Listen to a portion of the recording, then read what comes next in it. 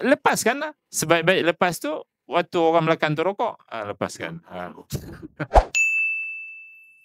Tak, ni cerita Ustaz baca hadis ni sebab ada orang dia bantai nahan kontut. Kalau dan kontut kan tak dapat dah kalau jemaah ni. Ambil wuduk kan imam dah selesai salam. Sebab dia ikut otak dia. Itu kata mazhab otak ki tadi. Sedangkan fiqahnya nahan kentut tu makruh. Lepaskanlah. Sebaik-baik lepas tu, waktu orang belakang tu rokok, lepaskan.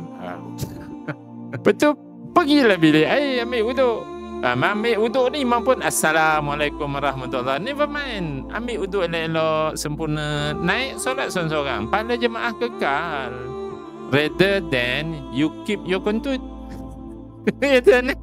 Dia kawan-kawan kita ni kadang-kadang belajar tak nak. Bukan tak nak lah. Dia mazhab malasi. Dia sebenarnya nak kita pujuk kan. Boleh membantu nanti nak kalau rasa kentut jangan, sebab dia makruh kan. Kecuali dekat-dekat nak salam dia, yang tu tahan lah sebab dia dah di ujung kan Sebab kalau sibuk nahan kentut, khusyuk ada lagi tak?